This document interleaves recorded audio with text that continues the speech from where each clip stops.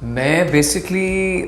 ताना बाना एक ड्रामा है जो हम टीवी का एक रमज़ान स्पेशल हो रहा है, तो उस पे काम कर रहा हूँ बेसिकली। तो वो डायरेक्टर हैं सैफ़ी हसन, साथ में release Shah and it's a Ramzan special, काफ़ी लाइट सा एक मज़े का ड्रामा है। और पहला वो इससे तो बिल्कुल ऑपोजिट उलट है। वो तो लड़का वो बेसिकली कहानी है कि एक लड़का है जो क्रिकेट का बहुत शौक़ है और बचपन से खेलता है, और गली मोहल्ले की जो क्रिकेट होती है ना वहाँ से, तो बस उसको एक मौका मिलता है। इतनी ज़िंदगी उसने गुजारी है क्रिकेट खेलते खेलते, और अपने मोहल्ले का वो एक मतलब टॉप का जो है ना वो बैट्समैन है, और एक फाइनली एक मौका मिलता है, एक चांस उसको मिलता है क्लब लेवल पे क्रिकेट खेलने का। और बस फिर वो पूरी उसकी एक जर्नी है कि किस तरह से मतलब क्या उसको स्ट्रगल्स क्या फेस करनी पड़ती हैं, और किस तरह वो एक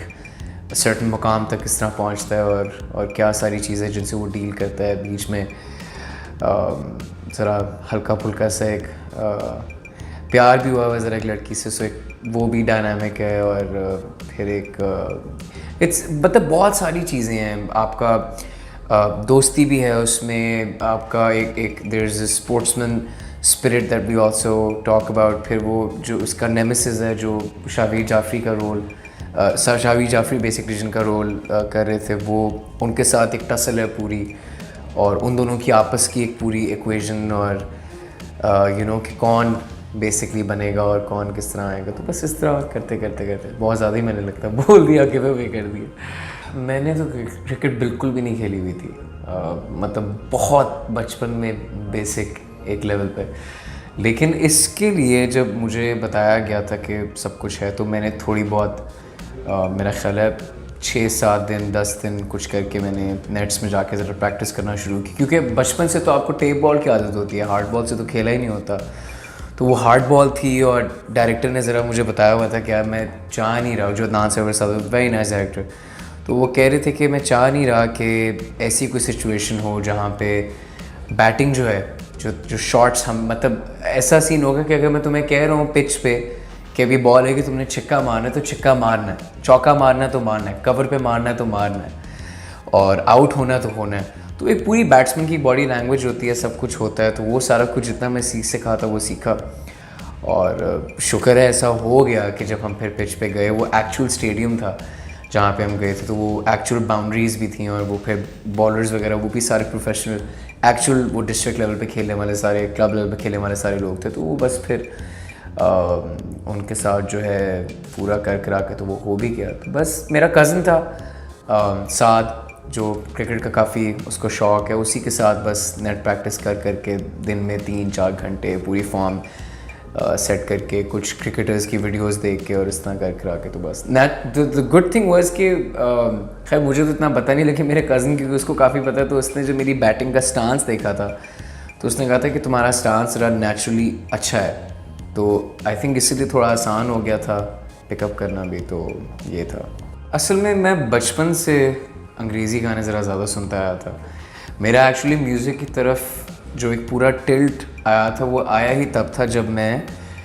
वो आईपॉड का ज़माना था ना, तो उस टाइम पे मेरे भाई ने मुझे ज़ेन का एक MP3 प्लेयर दिया था, अली भाई ने। उसमें सारे उनके सिर्फ अंग्रेज़ी गाने थे और कोई थे ही नहीं गाने,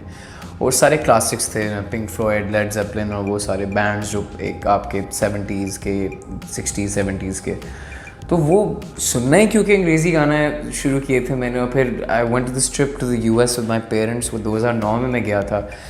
उस ट्रिप पे वो मेरे साथ MP3 प्लेयर था, जो मैं बस अभी तक मेरी अम्मी और अब्बू शिकायत करते हैं कि तुम जब हमारे साथ गए थे तो बस तुमने, अब्बू मेरे कहते कि टूटियाँ लाइया ने तो करना चाहिए, तो बस वो लगा के तुम जाके अपनी दुनिया में गुम होते थे, ना बात करते थे, ना जगह देखते थे, ना एक्सप्लोर करते थे, बस म्यूज़िक सुनते रहते थे। तो वो इसलिए था बिकॉज उस टाइम पे मैंने डिस्कवर किया था एक मेरी पूरी जो एक my passion basically for music. तो क्योंकि अंग्रेज़ी गाने सुन सुन के वो आया था, तो नेचुरल होता है कि फिर आपका भी एक्सप्रेशन, हम आर्टिस्ट होते हैं तो हर आर्टिस्ट का एक अपना एक्सप्रेशन होता है कि किस तरह मैं अपने आप को एक्सप्रेस कर पा रहा हूँ। तो मेरे लिए ज़रा शुरू में ज़्यादा आसान था कि मैं अपने आप को अंग्रेज़ी में एक्सप्रेस कर पाता था। उर्दू क्योंकि सुने नहीं हुए थे गाने इतने, तो उर्दू मतलब वो फिर इवेंचुअली होता है कि लिखनी भी नहीं फिर आती थी इतनी। लिरिक्स नहीं लिखे जाते थे उर्दू में, तो बड़ा स्ट्रगल करता था। तो शुरू के उर्दू के जो गाने लिखे भी थे उसमें बहुत स्ट्रगल थी। फिर आहिस्ता आहिस्ता लिख लिख के अब ज़रा मेरा उर्दू की तरफ भी काफ़ी आगे। भी रिसेंट जो मेरे गाने जो काफ़ी लोगों को पसंद आए हैं वो एक्चुअली उर्दू में ज़्यादा हैं, तो इसलिए अब ज़रा मिक्स एंड मैच एक पूरी एक भीज की मैंने स्पेस ढूंढी है जहाँ पे उर्दू और इंग्लिश मिक्स करके, पंजाबी बल्कि पंजाबी मुझे बहुत अच्छी लगी है जो मैंने लिखना शुरू किया, उससे ज़रा ज़्यादा दिल से ज़रा ज़्यादा निकलता है। अगर ये सिचुएशन आज से 4-5 साल तक पहले होती तो शायद, लेकिन मेरा ख़्याल है अब क्योंकि जो डिजिटल स्पेस है आपकी वो इतनी एक इतने लेवल तक एडवांस हो गई और प्लेटफॉर्म्स इतने आ गए हैं, आई डोंट थिंक कि अब ये इशू है कि कि कौन अंग्रेज़ी में गाना कर रहा है पाकिस्तान में और कौन कहाँ, क्योंकि एवरीथिंग इज़ डिजिटलाइज्ड और अब हर कोई म्यूज़िक सिर्फ ऑनलाइन ही कंज्यूम करता है। सीडीज़ और कैसेट्स का ज़माना तो ख़त्म हो गया। तो क्योंकि एक ही प्लेटफॉर्म पे सबके गाने आ रहे हैं तो इसलिए एक लेवरेज मिल गया हुआ है कि जिसका जो एक्चुअल दिल करता है या कर रहा है, जिस तरह का गाना है, वो लैंग्वेज